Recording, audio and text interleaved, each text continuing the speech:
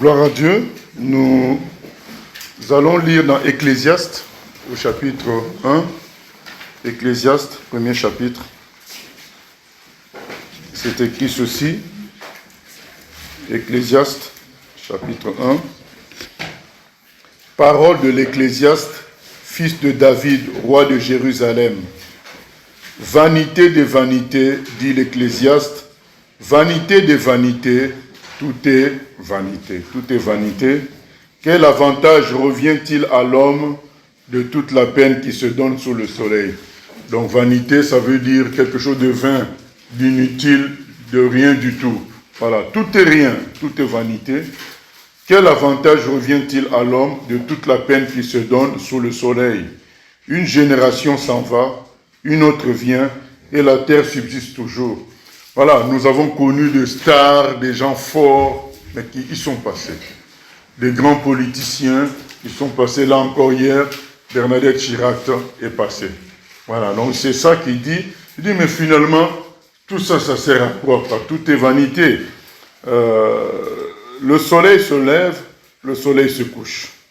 Il soupire après le lieu d'où il se lève de nouveau. Donc le cycle recommence. Le vent se dirige vers le midi, tourne vers le nord, puis il tourne encore et reprend les mêmes circuits. Voilà, ça fait les mêmes circuits. Tous les fleuves vont à la mer. Pourtant, la mer n'est point remplie. Donc ça fait quand même des siècles et des siècles que les fleuves se jettent à la mer. Normalement, les mers devaient déborder, mais ça ne déborde pas. Tout ça est flou et difficile vraiment à comprendre facilement. C'est compliqué, c'est compliqué. Tous les fleuves vont à la mer et la mer n'est point remplie. Ils continuent à aller vers le lieu où ils se dirigent. Toutes choses sont en travail au-delà de ce qu'on peut dire. L'œil ne se rassasie pas de voir. On croirait qu'en voyant quelque chose de beau aujourd'hui, on serait satisfait à jamais. Non, le lendemain, il faut encore voir quelque chose de beau, et ainsi de suite, voir le même film, voir les mêmes choses. Finalement, l'œil ne se rassasie pas de voir, et l'oreille ne se lasse pas d'entendre. Ce qui a été, c'est ce qui sera. Et ce qui s'est fait, c'est ce qui se fera. Il n'y a rien de nouveau sous le soleil. Les choses se répètent et en même temps, ça semble nouveau encore. Voilà, c'est cela. Verset 10. S'il est une chose dont on dit, vois ceci, c'est nouveau. Cette chose existait déjà dans les siècles qui nous ont précédés. On ne se souvient pas de ce qui est ancien et ce qui arrivera dans la suite ne laissera pas de souvenir chez ceux qui vivront plus tard. Et c'est ce que nous vivons, par exemple, les jeunes qui sont nés en 2000, pour eux, les joueurs, par exemple, qu'ils ont connus, sont les meilleurs. Mais, parce qu'en réalité, les meilleurs que nous avons connus, on ne s'en souvient plus très bien. Parce qu'il y a de nouvelles personnes qui sont venues sur la terre qui ne les ont pas connus. Voilà, c'est ce que ça veut dire. Donc, un jour, tu as régné pendant un temps, même si en réalité, nous qui avons vu les deux genres de sportifs, nous savons que c'est les anciens qui étaient les meilleurs, mais comment prouver ça à des gens qui sont nés en 2000? Ben pour eux, c'est ce qui se manifeste aujourd'hui qui est le meilleur. Donc c'est cela, donc on ne se souvient pas de ce qui est ancien, et ce qui arrivera dans la suite ne laissera pas de souvenir chez ceux qui vivront plus tard. C'est toujours comme ça.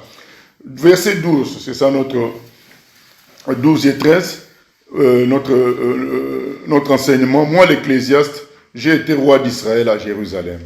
J'ai appliqué mon cœur à rechercher et à sonder par la sagesse tout ce qui se fait sous les cieux. C'est là une occupation pénible à laquelle Dieu soumet les fils de l'homme. C'est une occupation pénible que de chercher à comprendre ce qui se passe sur terre. C'est ce que Salomon, l'homme considéré comme le plus sage, il en arrive à cette conclusion. C'est très compliqué de comprendre. D'où me vient cette inspiration de parler aujourd'hui. Notre thème d'aujourd'hui, c'est confions nos problèmes à Dieu. Confions-nous à Dieu. Demandons à Dieu de résoudre nos problèmes. Confions-nous à Dieu. C'est ça notre thème.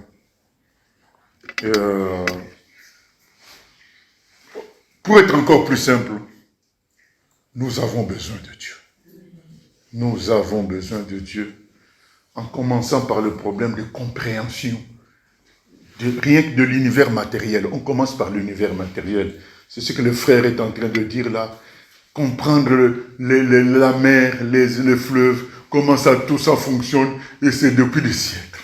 Ça fonctionne. Comprendre comment les étoiles fonctionnent depuis des siècles.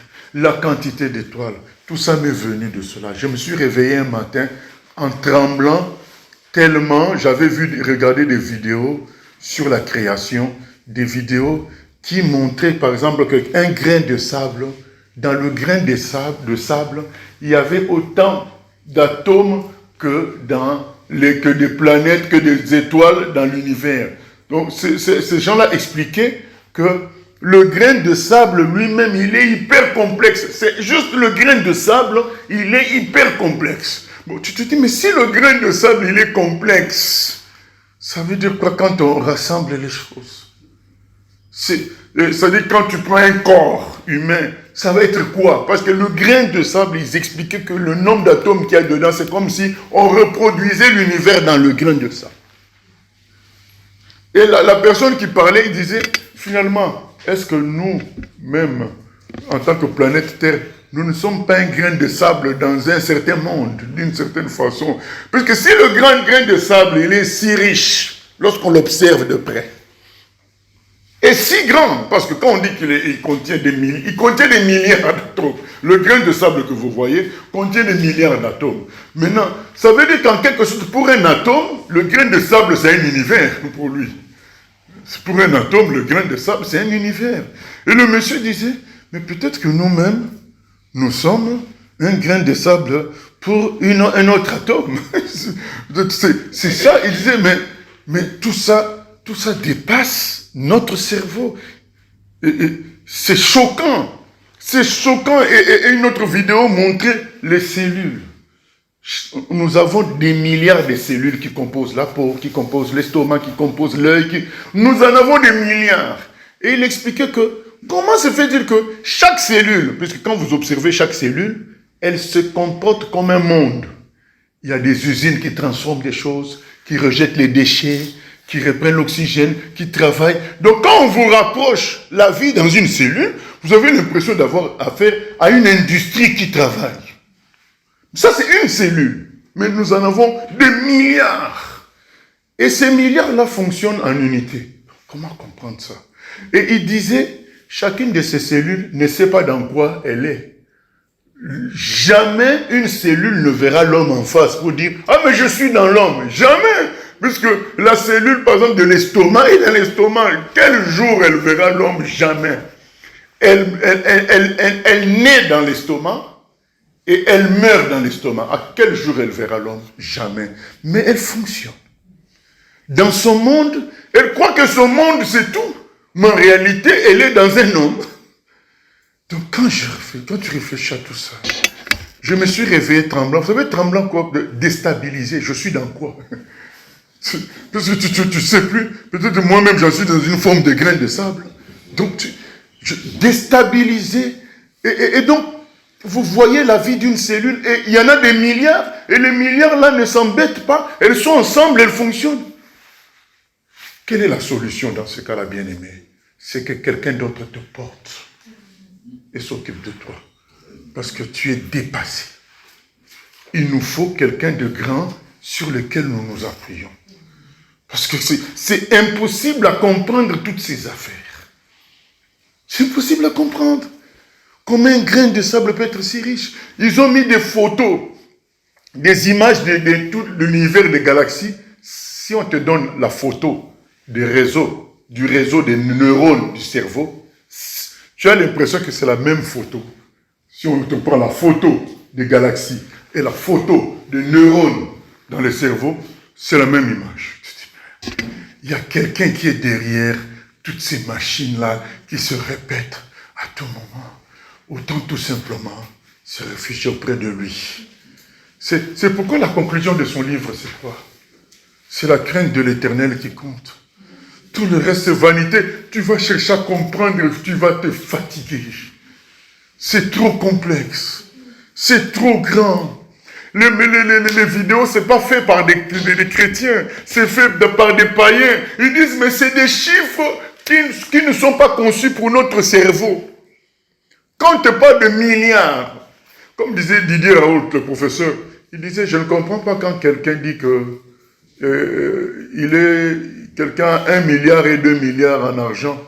Il dit, je ne vois pas la différence entre 1 milliard et 2 milliards. Parce qu'avec 1 milliard d'euros, donc, tu peux vivre 4 vies. Avec 1 milliard.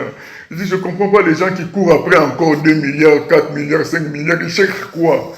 Ben, c'est la preuve que l'être humain est complexe. Donc là, revenons encore sur juste la création inerte. La création inerte, les étoiles. Quand on pense que l'étoile la plus proche du soleil, nous, on a une étoile qui vient après le soleil, ça s'appelle Proxima de Centaure. Il faut environ 5000 ans pour voyager de chez nous à cette étoile-là. C'est la deuxième, hein? Mais maintenant, sachez qu'il y en a des milliards. Pour aller juste à la deuxième étoile, il faut 5000 ans. Maintenant, pour aller à la troisième étoile, il faudrait combien? Peut-être 10 000 ans. Pour aller ainsi de suite, ça augmente des millions d'années. Alors, l'univers, il est comment? Juste pour aller à l'étoile prochaine, il faut 5000 ans. L'homme ne vit que 100 ans. Bon, quand tu te dis, mais tout ça dépasse des petits humains comme nous, qui mourront après 100 ans. C'est trop grand. Sachant qu'il y a des milliards d'étoiles dans notre galaxie, la Voie lactée, et sachant qu'il y a des milliards de galaxies. Alors là, tu deviens fou. Tu deviens fou. Je me suis réveillé en tremblant, j'ai dit, nous sommes dans quoi? La solution, c'est se réfugier auprès du Créateur. Être seulement te dire, comme le bébé dans les bras de sa mère, c'est tout. Il ne sait pas ce qui se passe. Est-ce qu'il y a la guerre? Est-ce que maman regarde un film? Ce n'est pas son problème. Est-ce que maman se dispute avec papa? Ce n'est pas son problème. Lui c'est qu'il a sa maman, ça lui suffit. C'est ça qu'il nous faut. Nous avons besoin de Dieu. Nous avons besoin de Dieu parce que sinon tu deviens fou à vouloir comprendre tout ça. Tu vas passer ton temps inutilement. Il y a des gens qui passent 30 ans à vouloir comprendre ça et ils meurent sans avoir compris. 30 ans, professeur de physique, pour comprendre ça. Et il va mourir, il n'a pas compris. C'est trop complexe. C'est trop immense. Maintenant, quand on prend le comportement de l'être humain, un comportement infini, comme le frère dit, mais l'œil ne se rassasie pas. Quand on apprend, par exemple, qu'un joueur de football, comme on voit là, Patrick Bruel, joueur de football, celui-là, le Nicolas Hulot, Patrick Poivre d'Avor, on apprend qu'il a violé ceci, il a touché en forçant une telle... On se dit, mais c'est des stars, ils peuvent avoir les femmes qu'ils veulent. On est dépassé par le comportement humain. Qui va comprendre tout ça? Que quelqu'un qui peut avoir ces choses-là gratuitement soit obligé de forcer. Ça veut dire qu'il y a des choses, il y a des esprits, il y a la puissance du péché qui nous dépasse. Quand tu n'es pas dedans, tu ne comprends pas. Mais entre dans cette puissance du péché, tu vas comprendre que ces gens-là, comme ils sont habitués à tout avoir facilement, quand quelqu'un leur résiste, ils forcent. Voilà. Donc ils sont pris, piégés par leur propre puissance, ils deviennent des violeurs, des violents.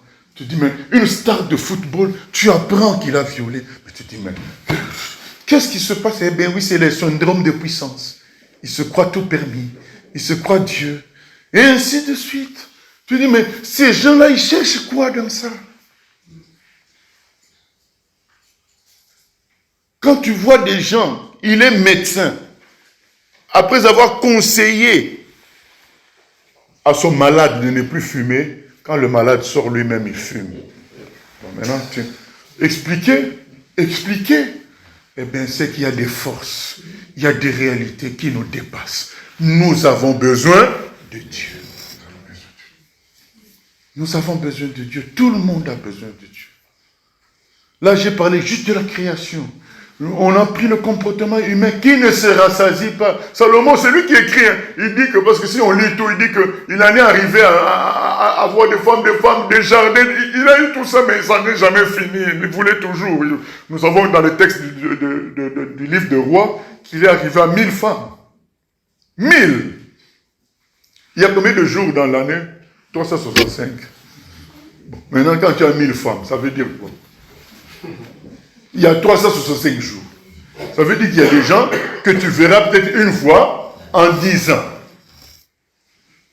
Mais comment expliquer ça? On ne peut pas expliquer. Il y a des forces qui nous dépassent. C'est ça. Quand tu cherches tout ça, tu trembles. Le comportement humain dans nos familles. C'est-à-dire que tu vois ton enfant, mais il ne se comporte pas comme moi. Ah ben oui, c'est ça la réalité. Comme on dit, mais dans mon pays d'origine, tu as mis au monde l'enfant, mais pas son cœur. Mais voilà. Oh. Mais d'où lui vient tel... Ben oui. C'est des répartitions biologiques qu'on comprend pas. Voilà. Tu vois deux personnes qui ont grandi, qui se sont partagées les poupées, qui se sont partagées tout, même la brosse à dents parfois. Mais quand elles ont grandi, il y a un problème d'héritage, tu les retrouves au tribunal. Tu ne comprends pas. Les deux là, ben oui. L'argent a été plus fort. C'est ça. Tout ça, quand on voit son dîner, j'ai besoin de tranquillité. Et ça ne se trouve qu'auprès de Dieu. C'est tout. Le comportement humain est trop mauvais. Il y a des humains aujourd'hui qui vont dans les pays comme le Kenya, l'Indonésie. Ils vont installer des cliniques. Ils vont cibler un pauvre. Si tu veux $6 000, mais tu nous donnes ton rein. Ils vont prendre le rein, ils vont vendre à un riche à 20 000. C'est ça leur boulot. Tu vois comment les gens sont sans cœur. Les dictateurs, sans cœur, ils ne font que s'enrichir. Et le peuple meurt de faim. Parfois, ils passent sur une route qui amène chez eux. La route a des trous, mais ils ne réparent pas. Quand tu vois ça, tu te dis, mais comment l'homme peut être aussi mauvais? C'est ça la réalité. L'être humain est complexe. Vous savez combien Jésus a fait du bien aux gens? Et arrivé ce jour-là, Pilate dit, je vous libère Jésus ou Barabbas. Barabbas, lui, par contre, il a fait du mal aux gens. Sous prétexte qu'il combattait les Romains, mais vous savez, c'est les terroristes. Ils disent qu'ils combattent l'ennemi, mais ils vous imposent à vous, le peuple, de les payer. Ils vous imposent à vous, le peuple, des choses. Ils vous terrorisent, vous aussi. Eh bien, c'était ça, Barabbas. Maintenant, on demande au peuple, je libère qui? Barabbas ou Jésus qu'on appelle le Christ? Le peuple dit Barabbas. Vous savez, Jean a été tellement choqué par cette réponse que dans son évangile, c'est écrit, oh, ce Barabbas était un brigand. Jean rajoute cette phrase-là. Oh, Barabbas était un brigand. Au fait, c'est ça pour nous faire comprendre à quel point les gens sont compliqués. Tu leur as fait du bien toute leur vie, toute ta vie, tous les instants que Jésus a passé sur terre, 3 ans, c'est écrit dans l'Acte des Apôtres, chapitre 10. Il faisait le bien partout où il passait, il ressuscite le mort ici, il guérit là, il embrasse là, il porte là, il faisait que ça. Mais le jour où on doit choisir quelqu'un pour aller à la crucifixion, c'est lui que le peuple désigne. Crucifie-le. C'est ça le comportement humain. Si tu veux comprendre tout ça, tu deviens fou. Qu'est-ce que tu dois choisir? Dieu. Dire Dieu, j'ai besoin de toi. Que tu sois mon refuge, que j'habite auprès de toi, c'est tout. Ne cherche pas à expliquer tout ça. Nous avons besoin de Dieu à tous les niveaux. Le comportement humain est bizarre, complexe. La Bible dit que le cœur de l'homme est tortueux. Jérémie 17. Le cœur de l'homme est tortueux par-dessus tout.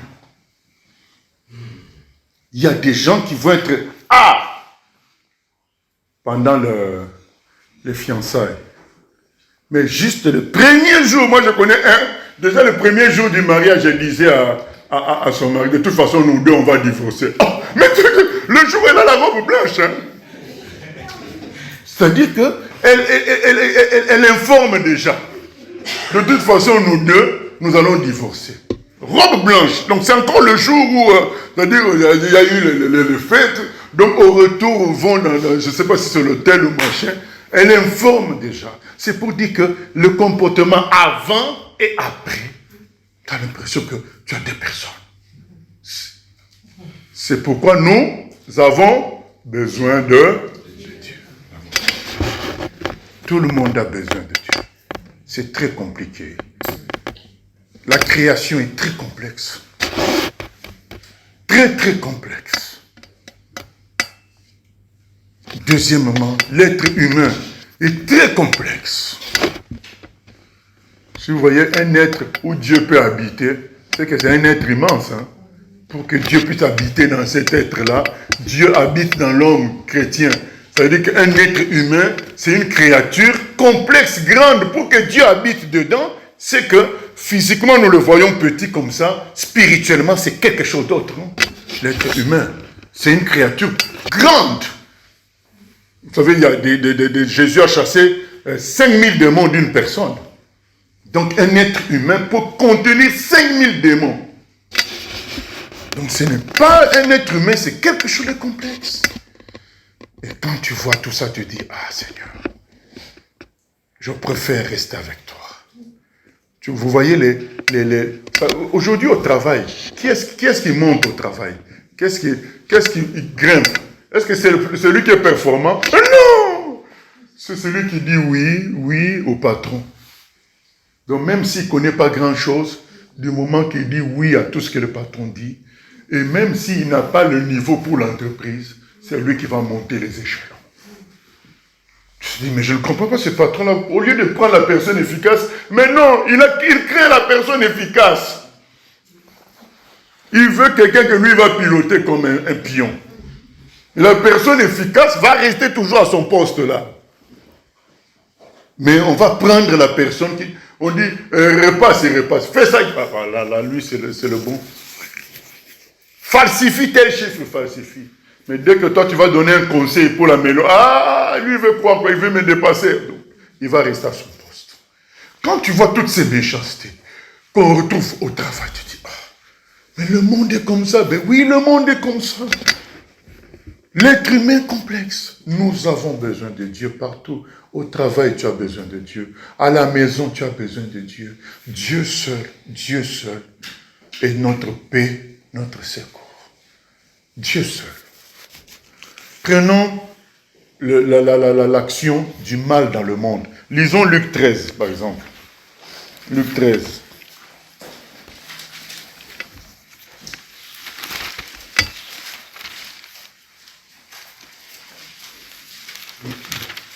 Il est écrit ceci. En ce même temps, quelques personnes qui se trouvaient là racontaient à Jésus ce qui était arrivé à des Galiléens dont Pilate avait mêlé le sang avec celui de leur sacrifice. Il leur répondit, « Croyez-vous que ces Galiléens aient été de plus grands pécheurs que tous les autres Galiléens parce qu'ils ont souffert de la sorte? Non, je vous le dis, mais si vous ne vous repentez, vous périrez tous également. Ou bien ces 18 personnes sur qui est tombée la tour de Siloé et qu'elle a tué. Croyez-vous qu'elles aient été plus coupables que tous les autres habitants de Jérusalem?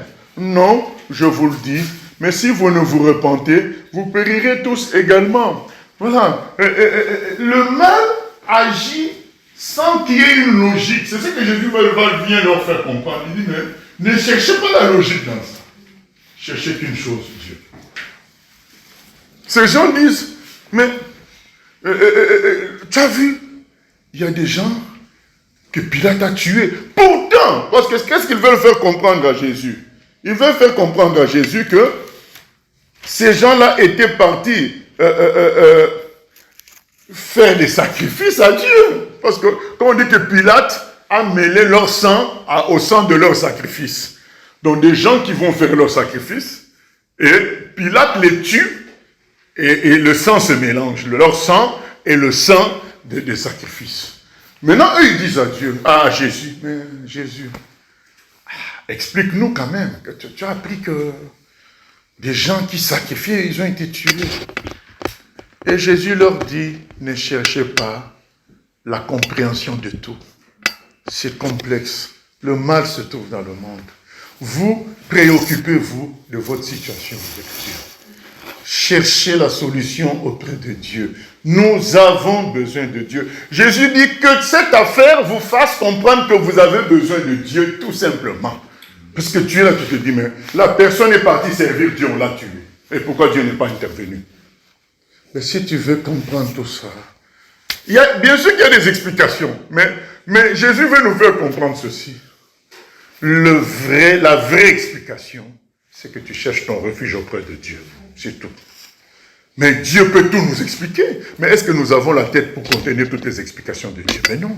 On a dit que les païens eux-mêmes disent que les chiffres des galaxies, le nombre de galaxies, ce sont des chiffres, les distances entre les galaxies, c'est pas fait pour nous.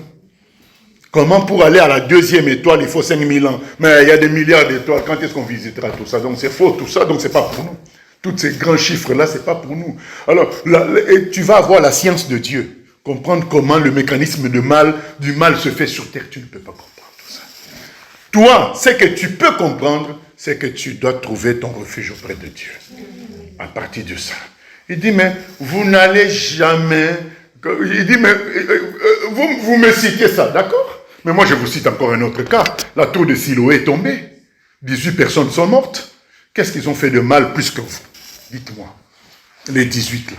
Parce que les gens cherchent une logique. Ah, s'il est malade, c'est qu'il a péché. S'il a fait ceci, c'est qu'il a... Donc, on cherche à expliquer tout. Je me suis dit, non, cherchez Dieu. Nous avons besoin de Dieu. C'est tout. S'il y a une explication, Dieu la connaît. Dieu la connaît. Vous savez, à un moment donné, il y a 15 ans environ, on s'était fait voler des choses à l'église. Et les gens passaient leur temps à calculer. Est-ce que c'est pas un tel là qui convoite? Est-ce que c'est pas un tel?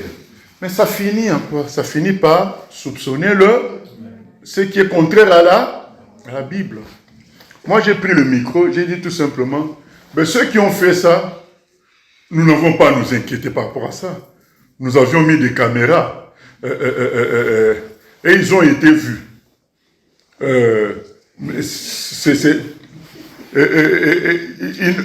J'ai expliqué après, j'ai dit les caméras c'est Dieu qui voit tout. Mais il n'y a plus eu de vol. Hein. Donc j'ai dit, mais oui, nous n'avons pas vu, mais les caméras ont vu, Dieu a vu. Si Dieu a vu, pourquoi toi, être humain, tu veux savoir à tout prix ce qu'est le voleur? Le bâtiment là, vous dites que c'est à Dieu. Mais si lui l'a vu, moi j'ai annoncé, Dieu a vu, c'est bon. Depuis que j'avais dit Dieu a vu, c'était fini le vol. Et donc ils ont pris conscience que finalement, mais Dieu voit tout. Donc nous avons besoin de Dieu. Ce ne sont pas les caméras qui comptent. Les bien-aimés, après, ils ont mis des caméras physiques. Ça n'a même pas, on n'a même pas utilisé ça, c'est resté comme ça. On n'a même pas branché pour... Voilà, ça sert à rien. Dieu voit. Il faut que nous nous confions en Dieu. Vous savez le nombre de casses qui se font malgré les caméras. Je crois qu'il y a hier ou avant-hier, il y a eu un casse encore terrible. Dans quel pays? J'ai oublié, mais c'est dans une... 5 millions, il a été volé de bijoux. Mais malgré les caméras, tout ce que vous voulez. Voilà, ça ne va pas changer l'être humain. Les radars, est-ce que ça change le comportement des gens? Ils attendent de dépasser les radars. Allez, on recommence. Le policier lui-même, il ment. Il met le gyrophare alors qu'il n'a pas besoin. Donc c'est juste pour passer. Donc le mal est toujours dans le cœur même du policier. Donc ce ne sont pas les mesures qui ont... C'est ça la réalité. Le mal est sur la terre d'une manière illogique, irrationnelle. Cherchez à comprendre, mais pourquoi les gens qui sacrifient sont tués, les chrétiens persécutés en Arabie Saoudite, chrétiens persécutés en Corée du Nord, Dieu n'a rien fait, il a laissé, ainsi de suite. Mais Dieu va te rappeler, et mon fils à la croix, Est-ce qu'il avait fait quelque chose? Oh non. Comprends une chose, la solution se trouve auprès de Dieu. Comme refuge, pas comme explication de tout. Et il est dit dans la Bible que quand on sera comme lui, on comprendra tout. Pour le moment, on n'a pas la nature de tout comprendre. Pour le moment, ce dont nous avons besoin, c'est de lui, qui nous apaise. Quand tu te rends compte peut-être que tu vis dans un grain de sable, tu es déstabilisé. Donc il faut quelqu'un qui t'apaise. La folie, c'est quand tu craques. C'est-à-dire que tu as trop de choses dans la tête et tu craques. Trop de choses à trouver la solution et tu craques. C'est ça la folie. Mais quand il y a quelqu'un qui te dit, repose-toi. Je m'occupe du reste. Ah, tu es bien. Repose-toi. Venez à moi, vous tous qui êtes fatigués, chargés. Je vous donnerai le repos. C'est ça. Parce qu'en réalité, nous sommes remplis de problèmes partout. J'ai parlé de la création. J'ai parlé du caractère de l'homme. Je parle maintenant de l'action du mal. Vous entendez guerre à gauche, guerre à droite. Vous savez le nombre de morts en Ukraine, le nombre de morts en Russie. Et ceux qui sont derrière tout ça, ils sont toujours en costume cravate. Très bien, en train de bien manger. C'est les pauvres jeunes qui sont lancés et qui meurent. Il y a des familles qui pleurent. Mais la famille des gens qui sont derrière tout ça, elle est en sécurité. Elles sont en sécurité. C'est ça le mal. Le mal se répartit dans le monde d'une manière que nous ne pouvons pas expliquer en tant qu'humains. Mais c'est donc l'occasion pour nous de lâcher prise et de nous abandonner entre les mains de Dieu. Nous avons besoin de Dieu. Nous avons besoin de Dieu. Quelle que soit l'option que tu as choisie, tu te rendras compte qu'en définitive, tu as besoin de Dieu. Tu penses que tel salaire est une solution, tu comprendras vite fait que malgré ça, tu as besoin de Dieu. Ça ne règle pas tes problèmes. Nous avons besoin de Dieu et nous voyons le problème de répartition du mal qu'on a lu là. Et Jésus dit, ce n'est pas ça qui compte. Ce qui compte, c'est que vous devez vous repentir, c'est-à-dire vous réconcilier avec Dieu. Réconcilie-toi avec Dieu. Tu ne peux pas tout comprendre. Bien, mais il y a des choses complexes. Il y a des gens qui sont possédés. Le mal agit partout. Vous savez, au début, j'étais dur quand j'ai commencé au mois de janvier, à donner des cours à des gens qui sont dans une formation professionnelle. Et donc, tout ce qui est cours théoriques, mathématiques, tout ça, français, ils n'aiment pas. Donc, géographie, tu viens avec ça, c'est la guerre à chaque fois. J'étais dur, je disais, ils sont sauvages, moi aussi, je suis un animal sauvage. Donc, on va... Mais j'ai compris que certains ont des... Le mal agit. Et ces gens-là, parfois, ils sont possédés. Et parfois, ils ont connu des problèmes d'enfance. Dans l'enfance, donc il y a plein de choses.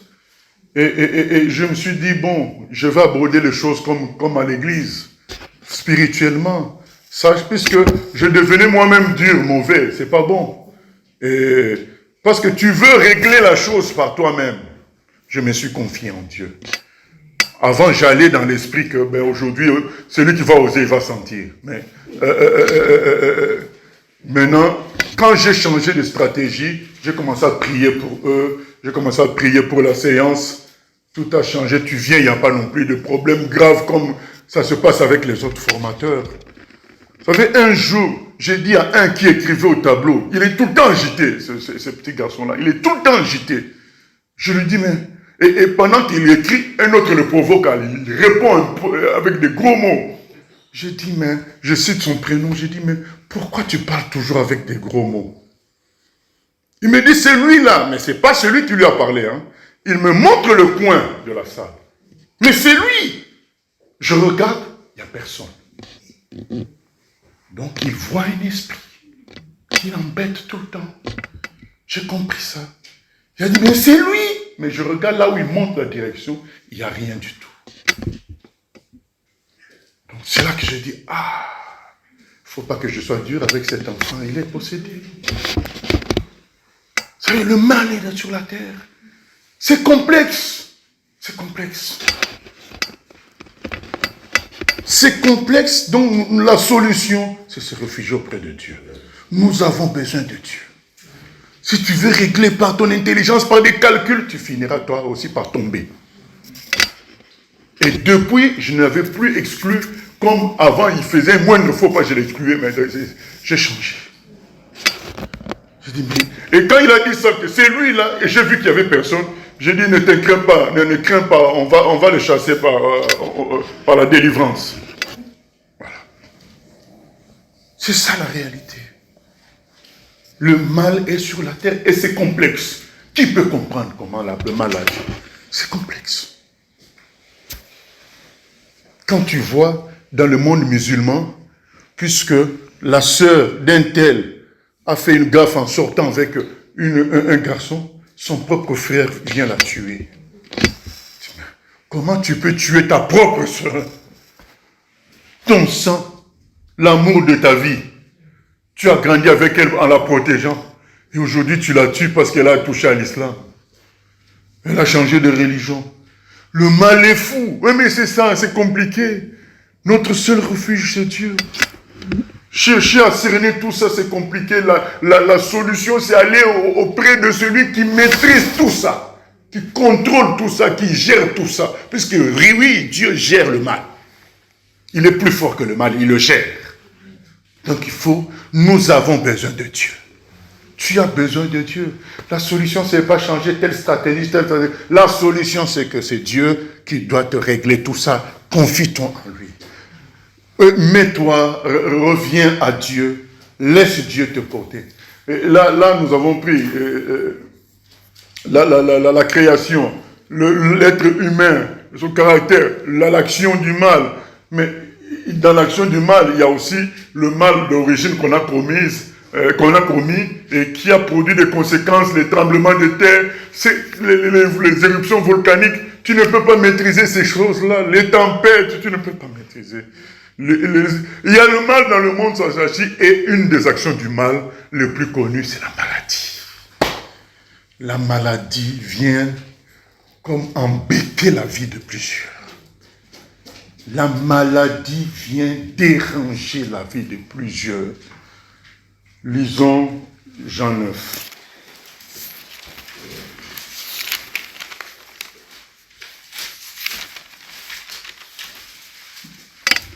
C'est écrit dans Jean 9. Jésus vit en passant un homme aveugle de naissance. Ses disciples lui posèrent cette question. Maître, qui a péché, cet homme ou ses parents, pour qu'il soit né aveugle? Jésus répondit, ce n'est pas que lui ou ses parents aient péché, mais c'est afin que les œuvres de Dieu soient manifestées en lui. Il faut que je fasse, tandis qu'il est jour, les œuvres de celui qui m'a envoyé. La nuit vient où personne ne peut travailler. Pendant que je suis dans le monde, je suis la lumière du monde. Après avoir dit cela, il cracha à terre et fit de la boue avec sa salive. Puis il appliqua cette boue sur les yeux de l'aveugle et lui dit, va et lave-toi au réservoir de Siloé, nom qui signifie envoyé. Il y alla, se lava et s'en retournant, voyant clair. Ce garçon a vu clair. Les gens sont dans la polémique. Mais pourquoi il est aveugle? Qu'est-ce qu'il a fait de mal? Il est né aveugle. Pourquoi? Jésus dit, c'est pas ça l'important. Tu vois ce que les gens disent? Est-ce que ce sont ses parents qui ont commis un péché? Est-ce que c'est lui-même qui a commis un péché pour qu'il naisse aveugle? Jésus a dit, ce n'est pas ça l'important. L'important, c'est que Dieu est la solution. C'est bien aimé. Ce n'est pas... Il ne faut pas passer son temps à philosopher, à chercher les explications. Tu as la solution, prends la solution, bois la solution. C'est Dieu. Cherche à comprendre tout, tu vas avoir des maux de tête. Donc ils étaient là. Est-ce que ce sont ses parents qui ont commis le péché? Est-ce que c'est lui-même? Lui-même, il va commettre ça comment? Lui, il est né comme ça. À quel moment?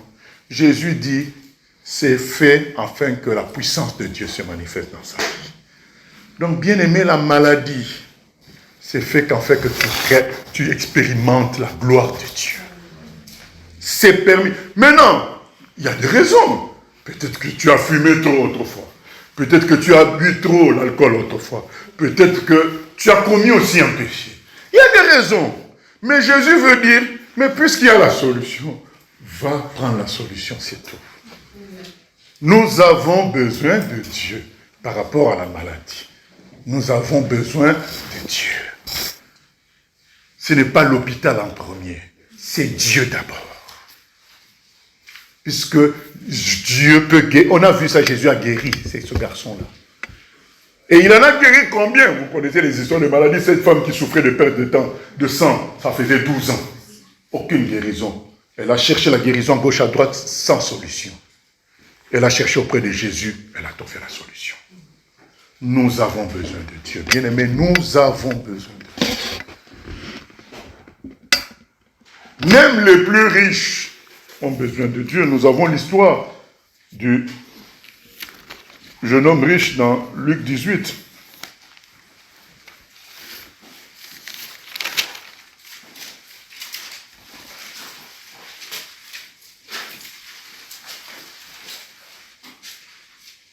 Verset 9.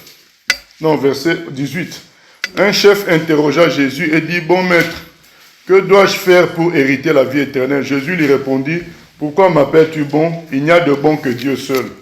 Tu connais les commandements, tu ne commettras point d'adultère, tu ne tueras point, tu ne déroberas point, tu ne diras point de faux témoignages.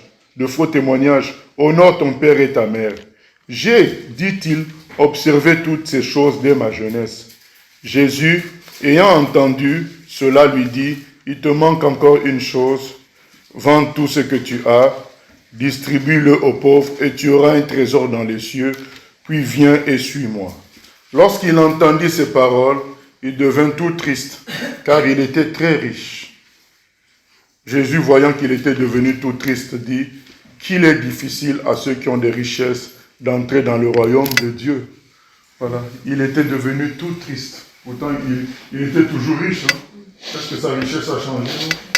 Il était triste. Parce qu'au fond de lui, il était insatisfait. La richesse ne donne pas la satisfaction totale. Il y a trop de problèmes dans ce monde. Il y a des problèmes de sentiments, il y a des problèmes d'amour. Il y a plein de problèmes. La richesse ne résout pas tout. Et puis, il y a combien? Vous savez, celui qui faisait les films, qui faisait rire là, dont Madame, c'est quoi? Doubtfire. Voilà, je crois que c'est Robin Williams. Hein?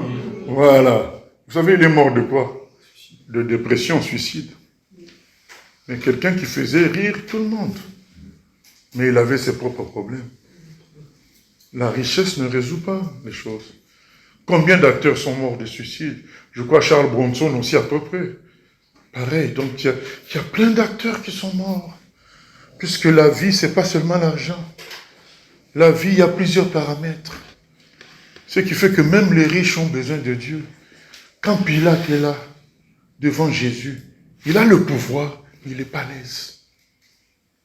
Vous savez qu'est-ce qu'il a dit comme phrase? Que ferai-je de Jésus qu'on appelle le Christ? Que ferai-je de Jésus? Je fais quoi? Oh, mais c'est toi qui as le pouvoir. Tu commences à demander, je veux faire quoi? Il était perdu. Même ceux qui ont le pouvoir sont parfois perdus.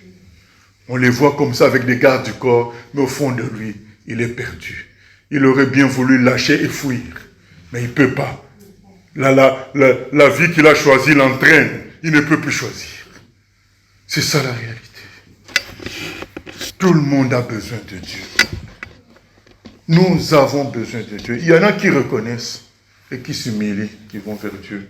Il y en a qui font les têtus et qui finissent tout tristes comme ces messieurs. Il était tout triste. Et qu'est-ce qu'ils font pour éclipser tout ça? Beaucoup plus de plaisir, de joie, d'argent. Au fait, c'est pour couvrir leur état réel. Mais quand tu es seul, ça revient toujours. Ça revient. Tu ne peux pas échapper à la réalité de ce monde. Ce monde est compliqué. Et nous avons besoin de Dieu. Nous avons besoin de Dieu. Les mauvaises nouvelles qu'on entend, que soit maladie, soit ceci, font que nous avons besoin de Dieu. Si tu veux forcer, tu craqueras. Tu vas craquer. Tu vas finir par aller toucher le fétiche. Saül était le plus costaud des enfants d'Israël. Le plus costaud.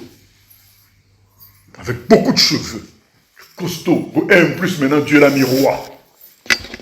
Il croyait qu'il n'avait pas besoin de Dieu. Et il a fini par quoi? Par aller consulter une magicienne. On nous montre dans la Bible un épisode où il tue tous les magiciens. Il dit que ça, c'est le péché, c'est l'impureté. Mais lui-même, il a fini par aller consulter une magicienne. Parce qu'il n'a pas voulu aller auprès de Dieu, s'humilier, pour que Dieu s'occupe de lui. Si tu ne veux pas t'humilier auprès de Dieu, tu finiras par consulter les magiciens. Et ils vont te faire craquer parce qu'il a fini par se suicider. C'est ça la réalité. Tu finiras mal sans Dieu. Nous avons besoin de Dieu. Ce n'est pas de ceci, de ce ou de cela dont que nous avons besoin. C'est de Dieu que nous avons besoin. C'est de Dieu. Pensons-y quand il est temps. Il y a plein d'exemples. On voit clairement que là, nous avons besoin de Dieu. Maladie, problème professionnel, problème dans la maison, problème. Finalement, tu as besoin de Dieu. Problème de prière. Il y a des gens qui veulent commencer à dire, je prends la décision chaque matin. Oh, tu vas faire ça, et tu oublies, et puis c'est fini. Mais quand tu dis, Seigneur, amène-moi près de toi chaque matin, fais de moi, tu vas voir que à chaque fois que tu demandes à Dieu, ça s'accomplira. Mais quand tu commences à prendre des décisions, je vais commencer à faire ceci pour Dieu, tu vas plonger. Dieu te dira, c'est de moi dont tu as besoin, ce n'est pas que tu as besoin, ce n'est pas de ce que tu décides là. Nous sommes sauvés par grâce. C'est ce que ça veut dire. Et non par nos efforts. C'est ce qui est écrit. Quand tu commences, même dans la vie chrétienne, à vouloir faire ceci, quand nous lisons les textes de Paul, nous voyons à quel point Paul, qui faisait des miracles, qui avait la bonne parole, il a été... Qu'est-ce qu'il n'a pas subi? Nous allons lire ça dans 2 Corinthiens. Il y a 2 passages, je cherche qui parlent de ça. Comme on ne va pas lire les 2, on doit choisir. Je vois peut-être on prend celui de 2 Corinthiens 6. 2 Corinthiens 6.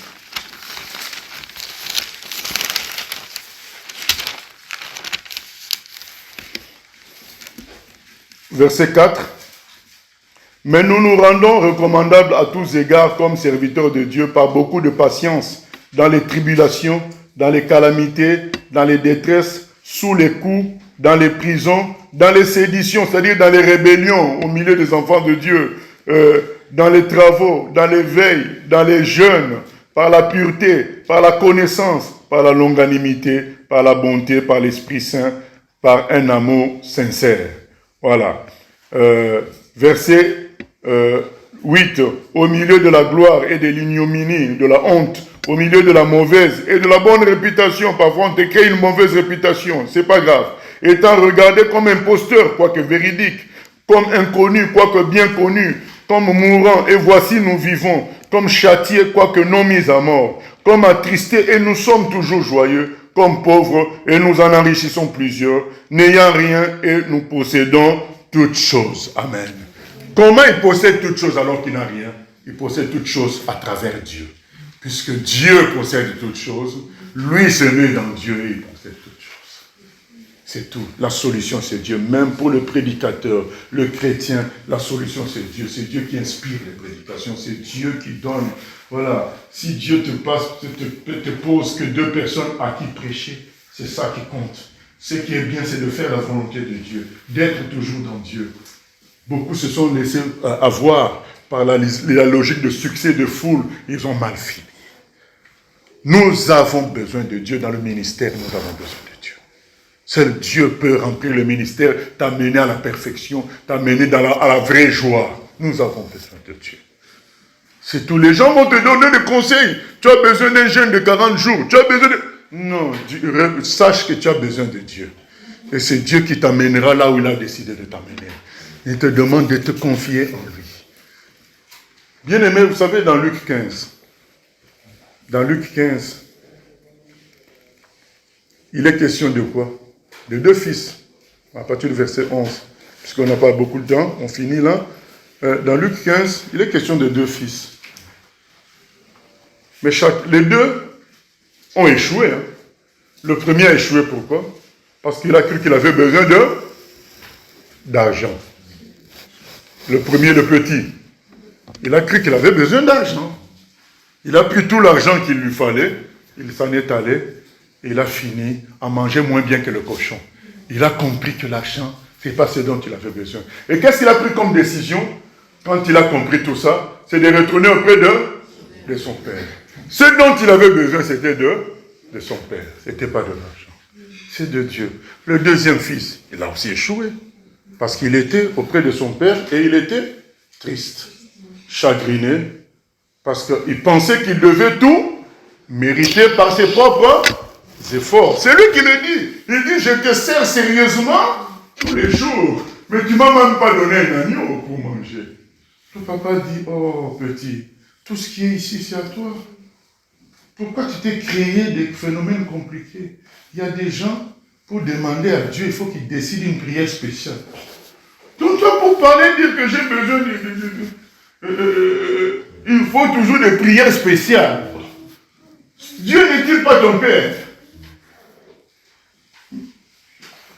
Moi, l'histoire du fils m'a complètement transformé, l'aîné. Parce que c'est lui qui est le cas le plus difficile. L'autre, c'est un cas simple. C'est notre comportement naturel, l'autre. Le cas le plus difficile, c'est l'aîné. C'est-à-dire que tu es dans la maison de Dieu, mais tu ne vis pas la gloire de Dieu. Ça, c'est le cas le plus difficile. Pour demander, toi-même, tu te compliques. Mais je n'ai pas prié suffisamment. Je n'ai pas fait ceci. Tu te compliques alors que tu es dans la maison de Dieu. Moi, j'ai décidé que dans ma vie, je vais tout demander à Dieu. Même un stylo. Puisqu'il est disponible. Parce qu'il a répondu à ce garçon-là. Il a dit, ah, petit, mais tout ce qui est là, c'est à toi. Je dis, ah bon, c'est ça. Eh bien, je ne veux pas qu'un jour au paradis, on me dise, tu as souffert inutilement sur terre alors que j'étais ton père. Je suis ton père. Tu as galéré. Je ne veux pas qu'on me dise ça. Je veux que sur terre, je vive la gloire de Dieu. Puisqu'il dit que tout est à moi. D'ailleurs, entre guillemets, nous ferons un séminaire ici, puisqu'on nous a accordé une salle ici en région parisienne pour 2 jours. Et bien, on va faire un séminaire. Le thème, ça sera l'homme Jésus. Nous allons démontrer que si Dieu est juste, c'est qu'il nous a donné les mêmes pouvoirs qu'il a donné à Jésus. Donc, ça sera ça la démonstration. De sorte que, quand toi-même tu galères, c'est ta faute. Voilà. Donc, tout est disponible. Tout est disponible, donc demande seulement tranquillement. Tu veux compliquer. Si tu dois jeûner, Dieu te mettra ça. La Bible dit que le Saint-Esprit a amené Jésus dans le désert pour jeûner 40 jours. Le Saint-Esprit l'a amené. Ce ne sont pas nos décisions de faire ceci, de faire... Tout ça, c'est vain. Ça, c'est le fils aîné. Il était dans cette position-là. Comme s'il n'avait pas besoin de son père. Il avait besoin de sa force. Il avait besoin de son intégrité. Il avait besoin de sa droiture. Il avait besoin de sa fidélité vis-à-vis de son père. Il n'avait pas besoin de son père. Le papa dit, mais c'est moi. Tout ça que tu vois là, c'est à moi. Maintenant, toi, tu es qui? Mon fils. Mon bien-aimé fils. Donc tout ça, c'est à toi. Si tu avais pensé que tu es mon fils, tu te serais servi comme tu veux. Voilà. Mais c'est parce que tu as oublié. Tu veux gagner ma paternité par tes efforts, par ta droiture. Et ça ne marche pas puisque l'homme ne peut lui-même se reproche de ne jamais être parfait. Qui peut dire qu'il est parfait devant Dieu? Comme ça, il mérite ceci, cela. Personne. Donc Dieu dit, profite seulement, je suis ton père. Demande ce que tu as demandé.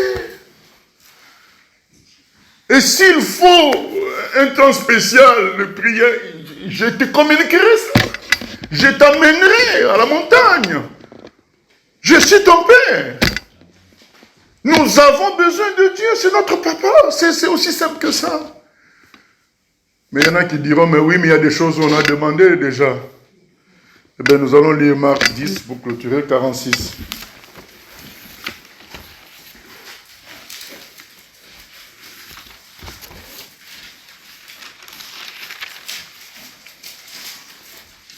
Ils arrivèrent à Jéricho, et lorsque Jésus en sortit avec ses disciples et une assez grande foule, le fils de Timée, Bartimée, mendiant aveugle, était assis au bord du chemin. Il entendit que c'était Jésus de Nazareth, et il se mit à crier, « Fils de David, Jésus, aie pitié de moi. » Plusieurs le reprenaient pour le faire taire, mais il criait beaucoup plus fort, « Fils de David, aie pitié de moi. » Jésus s'arrêta et dit, « Appelez-le. » Ils appelèrent l'aveugle en lui disant, « Prends courage, lève-toi, il t'appelle. » L'aveugle jeta son manteau et se levant d'un bond, vint vers Jésus. Jésus, prenant la parole, lui dit, « Que veux-tu que je te fasse ?» « Rabouni, lui répondit l'aveugle, « que je recouvre la vue. » Et Jésus lui dit, « Va, ta foi t'a sauvé. » Aussitôt, il recouvra la vue et suivit Jésus dans le chemin. Amen. Bien-aimés, nous avons dit que nous avons besoin de Dieu. Nous devons le montrer. Tu as besoin de Dieu. Montre que tu as besoin de Dieu. Montre que tu as besoin de Dieu. Tu as besoin du salaire, non? À la fin du mois. Mais les gars de Pôle emploi te diront, fais le CV, mon frère. CV, on va t'inscrire dans un atelier de CV. Et quand tu as trouvé l'emploi, tu as besoin du salaire. Mais viens chaque jour à l'emploi. Tu as besoin de Dieu. Eh bien, montre-le. S'il faut prier 50 jours pour lui montrer ça, il faut que tu lui montres que j'ai besoin de toi. Bartimée, on a voulu le faire taire. Tu m'avais déjà dit, aide-moi, fils de Dieu. Ben, il a dit, mais peut-être qu'il n'a pas compris. Il a crié plus fort. Parce pourquoi il crie plus fort? Parce qu'il avait besoin. Est-ce que vraiment tu as besoin? Tu vas crier. Tu vas aller encore plus fort. Satan te dira, tais-toi. Ça fait un mois que tu as prié, non, rien. Alors quand tu entends ça, allez plus fort. Ton raisonnement va te dire, tais-toi. Est-ce que Dieu vraiment existe? Eh bien, réponds. Sur ce qu'on a dit au début, le nombre de cellules, leur complexité, mais qui fonctionnent ensemble. Là, on a vu le vendredi, la création. Il est dit que Dieu résout le problème qui est venu en premier, l'œuf ou la poule. Il dit que quand il a créé les plantes, il les a créées avec le principe, la graine en même temps, pour qu'ils puissent se reproduire plus tard. Donc il les a créées avec... Donc la réponse, c'est que c'est la poule qui est venue en premier. Donc Dieu, quand il crée la reproduction en même temps. Cherchez-moi, bien-aimé. Cherchez-moi dans tout ce que l'homme a fait. Qu'est-ce qui s'est reproduit tout seul? Vous avez déjà vu un ordinateur produire encore un autre? Cherchez-moi. Ou bien une voiture, tu vas acheter, tu attends une semaine, ça devient 2. Jamais. Dieu. Donc quand on te dit que Dieu, est-ce qu'il existe, est-ce qu'il t'entend? Réponds, cite toutes les merveilles de la création. Comme les centeniers romains. Il a dit non, Jésus, pourquoi venir jusqu'à ce moment? Là, nous perdons du temps. Tu es Dieu. Dis seulement. Et mon serviteur sera guéri. On va te dire, tais-toi, ça fait 2 ans que tu demandes à Dieu. Alors, fais comme Bartimée, crie plus fort. Dieu existe bien. Et c'est de lui dont nous avons besoin. Hébreux 11:6. Sans la foi, il est impossible de lui être agréable. Celui qui s'approche de Dieu doit croire que Dieu existe. Il doit croire que Dieu existe et qu'il rémunère ceux qui le cherchent. Donc tu dois croire qu'il existe. En fait, notre combat, nous, de tous les jours, c'est quoi? C'est de croire que Dieu existe. C'est le combat de nous tous. Parce que les éléments visibles vont te dire le contraire. Mais la Bible te dit, toi, regarde à d'autres éléments et comprends et insiste. Comme Bartimée, et nous verrons la gloire de Dieu. Nous finissons, quand je dis toujours, on finit jamais. Psaume 126, cette fois-ci, c'est le dernier passage. Psaume 126. Psaume 126. Quand l'Éternel ramena les captifs de Sion, nous étions comme ceux qui font un rêve. Ah, ils ont souffert à Babylone. 70 ans. À l'étranger comme des prisonniers. Ils étaient malheureux. Oh Jérusalem, il est écrit dans Psaume 137, ils ont suspendu leur harpe sur les arbres. Ils disent, on ne va pas jouer la musique ici. On attend de retourner à Jérusalem. Et ce jour-là est arrivé, où Dieu les a ramenés à Jérusalem. Quelle joie! C'est ça le psaume 126. Nous étions comme ceux qui font un rêve. C'est comme un rêve.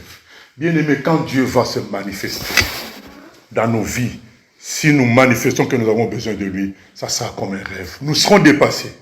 Mais il faut qu'on fasse comme Bartimée, qu'on ne lâche pas prise. Satan va nous dire de plusieurs moyens. Les humains vont nous parler. Nos raisonnements vont nous parler. Notre intelligence va nous parler pour dire, mais ce n'est plus rationnel. Dieu n'est pas juste. Tu vas entendre tout ce que tu veux. Mais sache que Dieu existe. Et crie plus fort. Alors notre bouche était remplie de cris de joie. Et notre langue de chants d'allégresse. Alors on disait parmi les nations, l'Éternel a fait pour eux de grandes choses. L'Éternel a fait pour nous de grandes choses. Nous sommes dans la joie. Éternel, ramène nos captifs comme des ruisseaux dans le midi. Ceux qui sèment avec larmes. Dès que les troubles viennent, tu vas te cacher dans la salle de bain. Tu sèmes avec larmes. Tu parles à Dieu. Et puis tu reviens au milieu des gens, ils ne savent rien du tout. Voilà. Ceux qui sèment avec larmes, moissonneront avec chant d'allégresse. Celui qui marche en pleurant quand il porte la semence, revient avec allégresse quand il porte les fruits et les gerbes. Un jour, Dieu nous surprendra. C'est ce que Jésus dit dans Luc 18. Il dit, Dieu ne fera-t-il rien, au verset 7, aux gens qui crient à lui jour et nuit. Continue à crier, parce que le Luc 18, 1, 8, c'est une exhortation à continuer à prier malgré l'apparence de non-action de Dieu. Et il dit que son action sera soudaine. Et les gens ne comprendront pas que tu es tout le temps le sourire, parce que tu verras la gloire de Dieu. Voilà. Nous avons besoin de Dieu, et Dieu se manifestera si nous le cherchons de tout notre cœur. Que Dieu nous aide au nom de Jésus. Amen. Amen. Dieu voit ma vie entière. Il a son plan d'amour sur moi, sur ma carrière. Il veille chaque jour. Je ne sais rien d'avance, mais il me conduira en toutes circonstances. Sa grâce me suffit. Heureux, heureux nous privilèges, ma vie est dans sa main. Dans sa main. Pourquoi m'inquiéterais-je encore du lendemain? À chaque jour sa peine, c'est Jésus qui l'a dit. La chose est bien certaine, sa grâce me suffit. Encore le premier couplet. Je vois ma vie entière, il a son plan d'amour sur moi, sur ma carrière. Il veille chaque jour. Je ne sais rien d'avance, mais il me conduira en toutes circonstances. Sa grâce me suffit. Heureux, heureux tout privilège,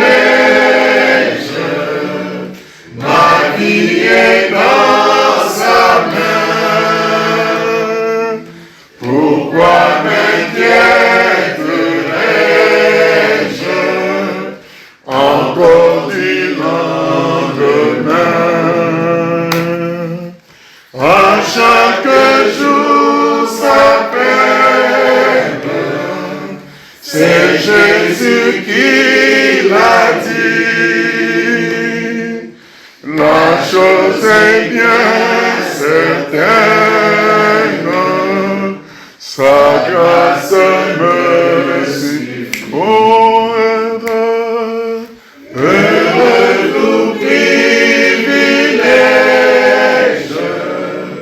ma vie est dans sa main. Pourquoi m'inquiéterais-je encore du lendemain? À chaque jour sa peine, c'est Jésus qui l'a dit. La chose est bien certaine,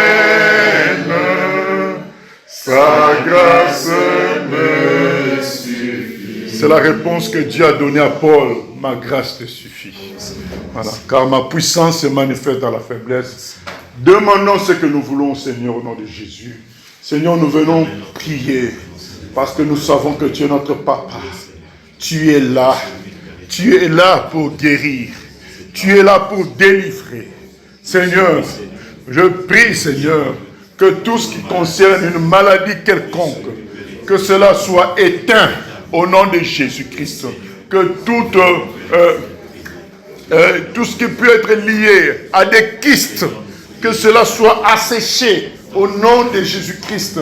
Tout ce qui peut être lié à des virus, à des cancers, que cela soit changé, que les cellules soient renouvelées, que les virus soient tués au nom de Jésus-Christ.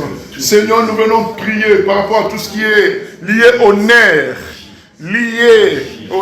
que cela soit réglé, que les nerfs soient recouverts à nouveau de leur couche qui les gardait, que à nouveau, Seigneur, tout ce qui concerne l'arthrose, les os soient rafraîchis, retrouvent leur jeunesse. Au nom de Jésus-Christ, que tout ce qui est tendinite, tout ce qui est lié aux tendons, Seigneur, que les tendons soient régénérés. Au nom de Jésus-Christ, je le crois, Seigneur. Je le crois, Seigneur. Que les tendons soient régénérés. Je le crois, Seigneur, que le foie, le pancréas, régénéré. Au nom de Jésus-Christ. Car tu es Dieu, tu existes, Seigneur. Et que tu nous écoutes. Alléluia. Je crois, Seigneur, à la solution par rapport à des factures inattendues, Seigneur. Au nom de Jésus. À la solution par rapport aux factures inattendues. Par rapport au problème de réparation de véhicules. Au nom de Jésus-Christ. Je crois, Seigneur, à la solution par rapport à la victoire sur un péché quelconque, Seigneur. Le péché est vaincu au nom de Jésus. Le péché est vaincu au nom de Jésus. Car celui qui est en nous est plus fort que celui qui est dans le monde. Alléluia. Merci, Seigneur, pour ta présence et ta gloire au milieu de nous. Nous nous attendons à toi pour tout. Au nom de Jésus. Amen. Gloire à Dieu.